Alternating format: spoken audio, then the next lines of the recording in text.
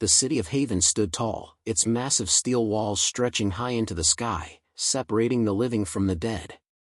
Outside, the world was a wasteland of ruins, overrun by the infected, once human creatures that roamed endlessly, hunting anything with a pulse. But inside these walls, life carried on, almost like the apocalypse had never happened.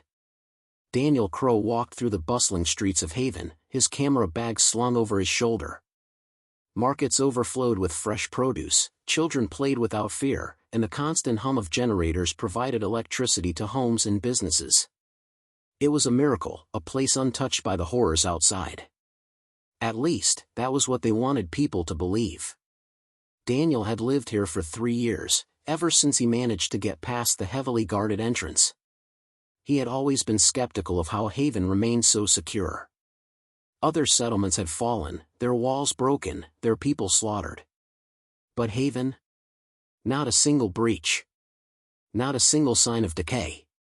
It was too perfect. As a journalist before the outbreak, Daniel had learned that perfection was often a lie. He made his way to the town square, where a large stage had been set up for Governor Elias Mercer's speech. Mercer, the man responsible for Haven's survival, stood tall in his black military uniform, his silver hair neatly combed back. His presence was commanding, his voice smooth as he addressed the crowd. "People of Haven," Mercer began, his voice amplified by the speakers around the square, "we remain strong. We remain safe. While the world outside crumbles, we endure. That is because we do not allow weakness. We do not allow threats. We remain vigilant, and because of that, we thrive." The crowd erupted into applause, but Daniel noticed the tension in their eyes. Some clapped with hesitation, others barely at all. He turned to an older woman standing beside him. "Do you believe him?" he asked in a hushed voice. The woman glanced around nervously before responding, "What choice do we have?" Daniel's thoughts were interrupted by the sudden wail of sirens. The entire square fell silent as armored guards stormed through the streets. Their leader, a towering man named Captain Riker, grabbed a young man from the crowd. The man struggled, shouting in protest. "I haven't done anything," he screamed as the guards restrained him. "Please. I have a family." Mercer's expression remained cold.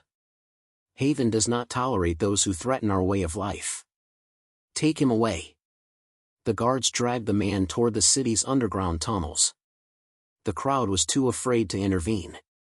Daniel clenched his fists. Another one. Another disappearance. He had seen it happen before, people taken in the night, families vanishing without a trace. No one knew where they went, but rumors spread like wildfire. Some said they were thrown outside the walls as punishment. Others whispered about something worse. He had to find out the truth. That night, Daniel met with a contact in the Resistance, a woman named Mara, who had once worked in Haven's security team. They met in a dimly lit alley, away from prying eyes. "You keep digging, Daniel, and you won't like what you find," Mara warned. "I need to know what's happening to those people," he said. "They're not just criminals. They're innocent. Families. Children." Mara sighed. "They're being taken underground. I don't know what happens to them after that, but I've heard screams." A chill ran down Daniel's spine. "Governor Mercer is hiding something," Mara continued. "And if you're serious about exposing him, you'd better be ready for a fight." Daniel looked up at the towering walls of Haven, at the guards patrolling the streets. The last safe city on Earth was built on secrets. And he was going to uncover them. Daniel Crow sat in his small apartment, his mind racing with Mara's words. "They're being taken underground.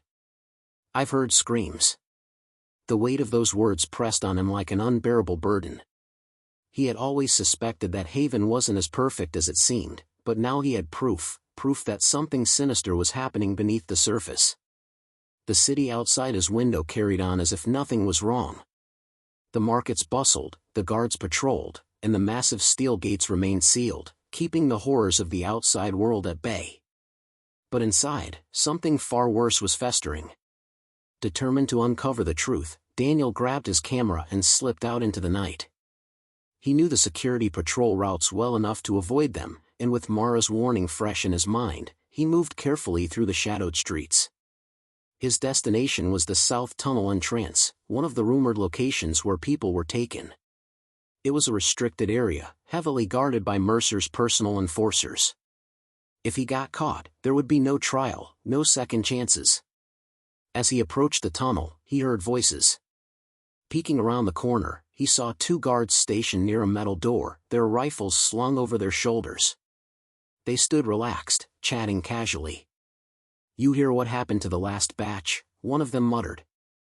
The other guard scoffed. "Yeah, they didn't even last a day. Boss said they weren't compatible." Daniel's pulse quickened. Compatible? Compatible for what?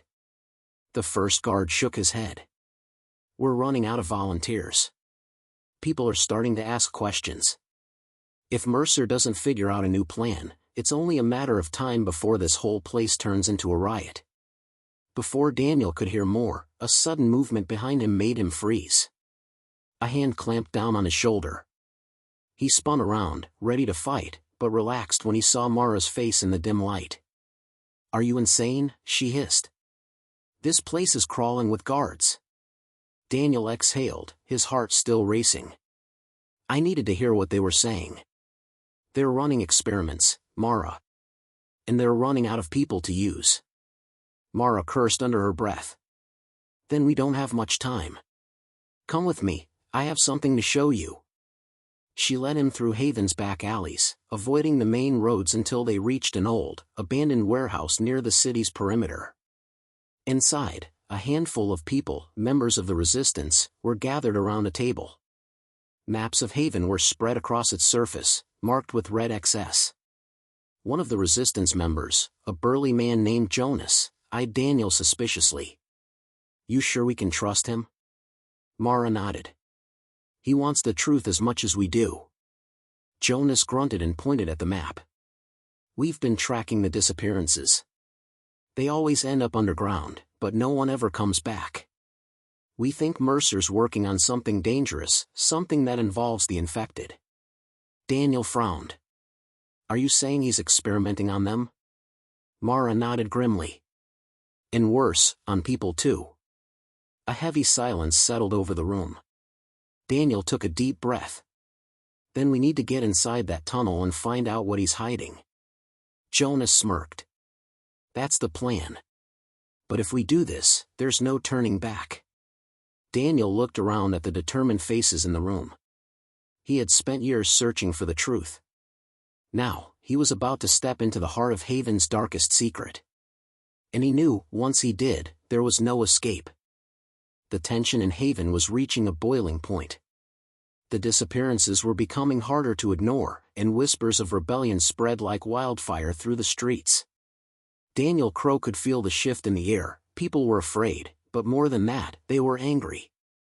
He stood at the edge of the marketplace, camera slung over his shoulder, watching as a heated argument unfolded between a group of citizens and a squad of Mercer's enforcers. "You can't just take people without an explanation," a woman shouted, clutching her young daughter's hand tightly. "Where's my husband?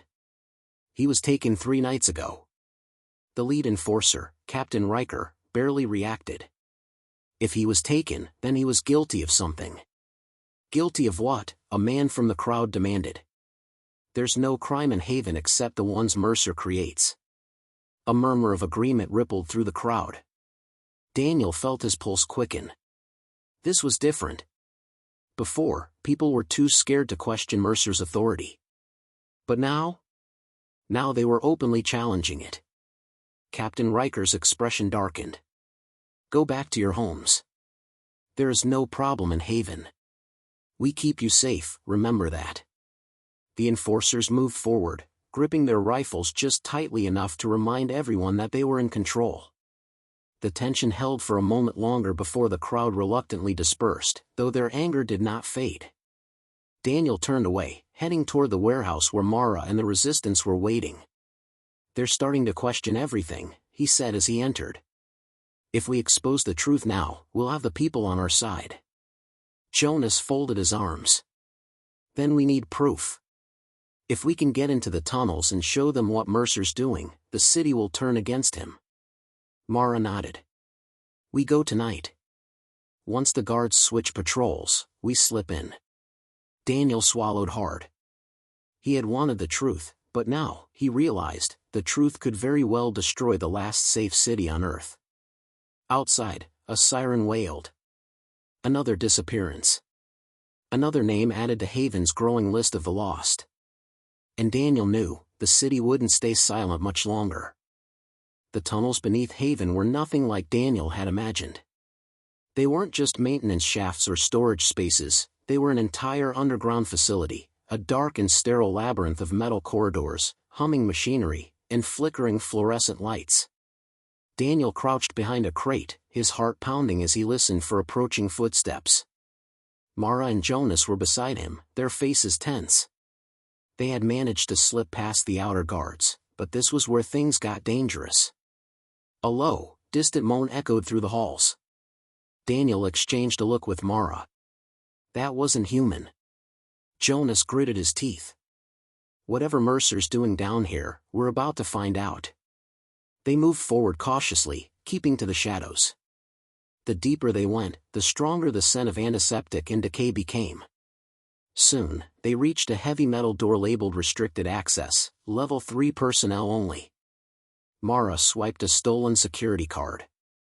The lock beeped. The door slid open. Inside, the sight that met them froze Daniel in place. Rows of cages lined the walls, each containing something that had once been human. Some were mindless zombies, their bodies rotting and twisted. Others were different. Their eyes were alert, aware, yet their veins pulsed with an unnatural darkness. They weren't fully human, but they weren't fully turned either. Oh my God, Daniel whispered. Jonas took a step back. This isn't just experimentation. This is control. Footsteps. Mara yanked Daniel and Jonas into the shadows just as two scientists in white coats entered the room, talking in hushed voices. The latest batch failed. The infection took over too quickly. Governor Mercer won't be happy. He was hoping for a stable hybrid, something we could use. Daniel's stomach turned. Hybrids? Mercer wasn't just studying zombies, he was creating something new. The second scientist sighed. We need more test subjects. There was a pause. Then the first scientist muttered, we're running out. A cold realization settled over Daniel. This was why people were disappearing. This was why no one ever came back. Mercer wasn't just ruling Haven. He was experimenting on it. Mara tightened her grip on her weapon.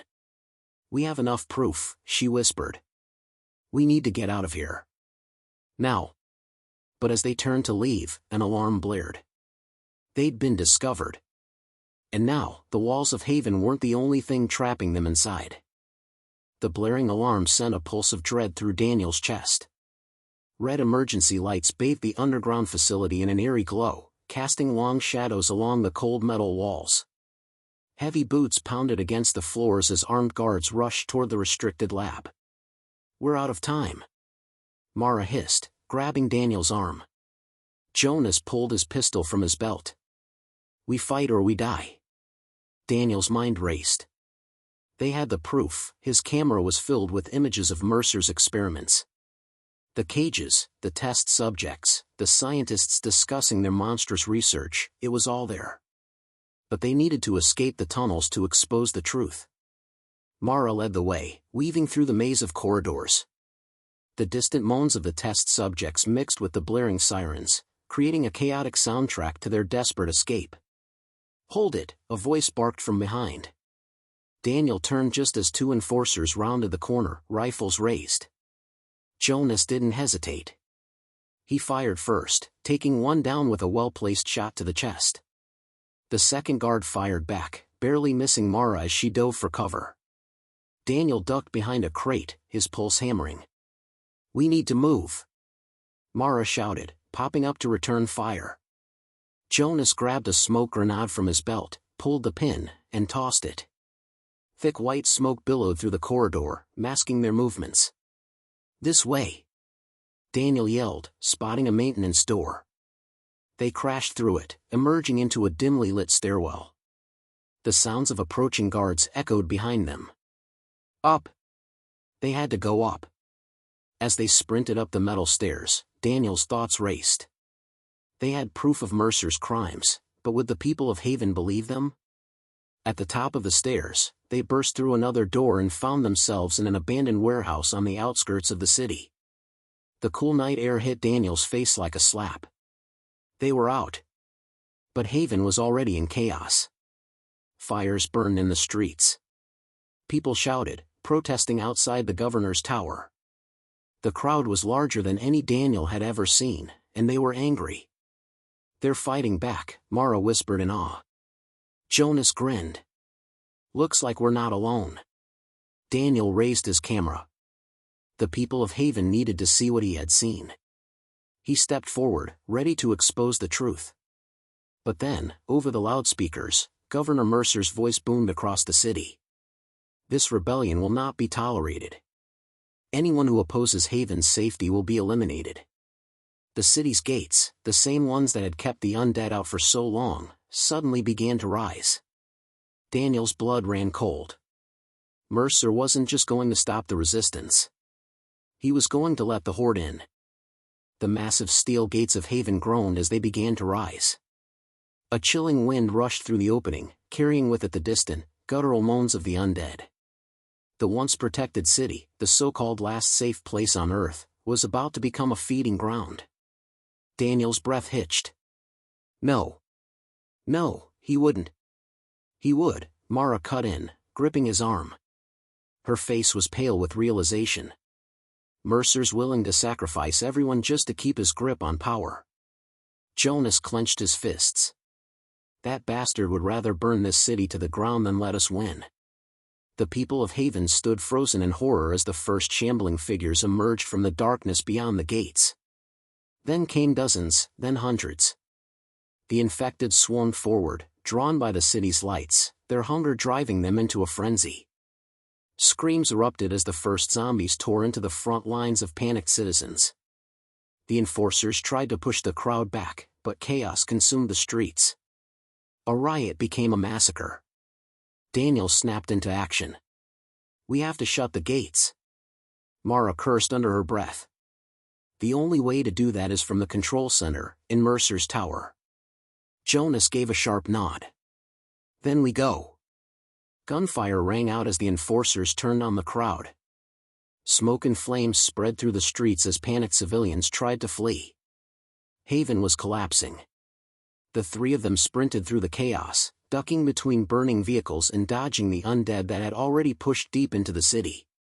The governor's tower loomed ahead, its sleek black walls untouched by the destruction unfolding below.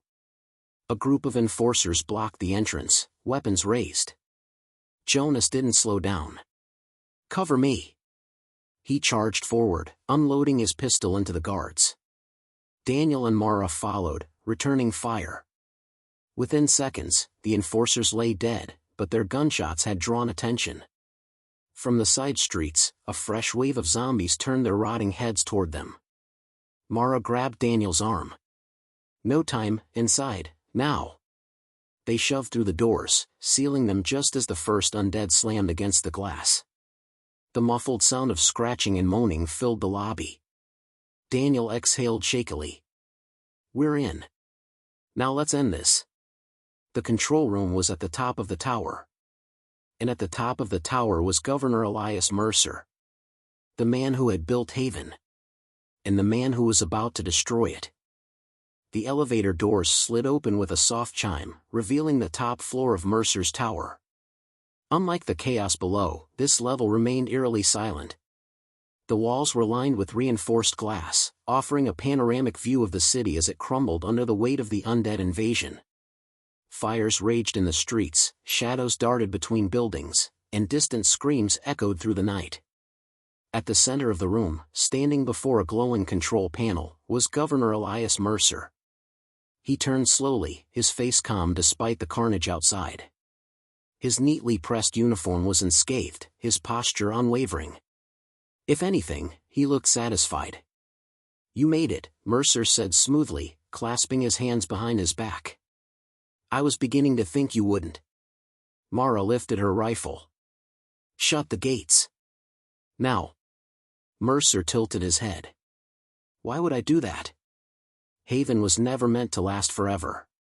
It was a test, an experiment in survival, just like everything else I've done. He gestured toward the burning city below. Only the strongest will make it out of this alive. And those who do, will deserve to. Daniel clenched his fists. You sacrificed innocent people for your sick experiments. Mercer smiled, as if speaking to a child who didn't understand the world. Survival has a cost, Mr. Crow. If you had seen what I've seen, you'd understand. The infected are evolving. The world doesn't belong to us anymore, it belongs to them. Jonas scoffed. You're insane. Mercer exhaled sharply. No, Mr. Jonas. I'm prepared. He turned to the control panel and pressed a sequence of buttons. On the giant screen above him, a live feed of the city appeared. The zombie horde had reached the tower's base. They were climbing over one another, a writhing mass of hunger and death, slamming into the reinforced doors with relentless force. It wouldn't be long before they broke through. Daniel took a slow step forward. If you don't shut the gates, this city is lost. Mercer let out a quiet chuckle. It already is. Mara didn't hesitate. She pulled the trigger. The bullet tore through Mercer's shoulder, sending him staggering backward. He let out a growl of pain but caught himself against the control panel, his hand instinctively slamming down on a red switch.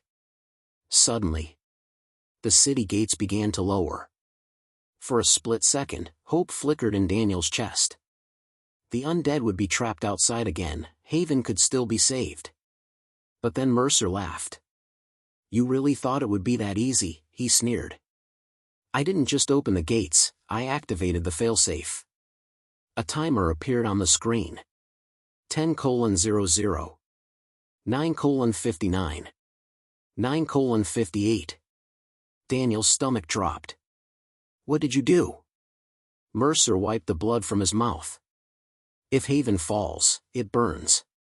Explosives. He had wired the entire city to self-destruct. And they had less than 10 minutes to stop it. The countdown ticked away. 9:57. 9:56. 9:55. The entire city, every street, every building, every person, was moments away from total destruction. Daniel's heart pounded as he rushed to the control panel. His hands flew across the interface, searching desperately for a way to override the system. Mara shoved Mercer against the wall, pressing the barrel of her gun to his temple. Shut it off. Mercer chuckled, his voice thick with amusement. I built this city. I built its walls. And now, I'll bury it in fire. Jonas grabbed a knife from his belt, pressing it to Mercer's throat. You're not walking away from this. Mercer only smiled. Neither are you. Daniel's fingers trembled as he scrolled through the system logs. There had to be a way to cancel the detonation, there had to be. But Mercer's security was airtight. The explosives were hardwired. The only way to stop them was manual deactivation. And the controls were in the lower levels of the tower, where the undead were already breaking in.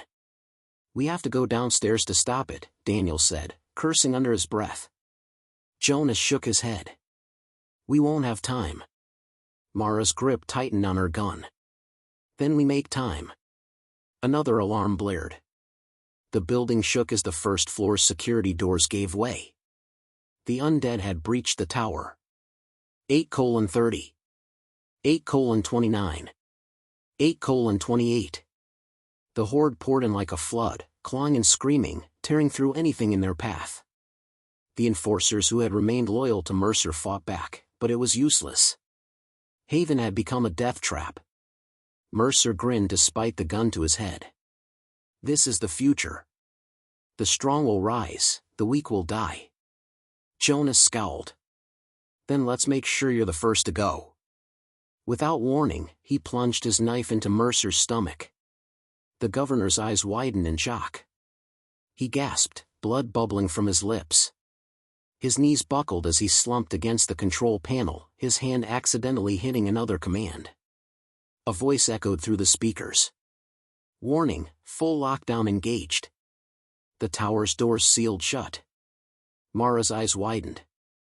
You idiot, now we're trapped. Jonas pulled his knife free. We were never getting out of here.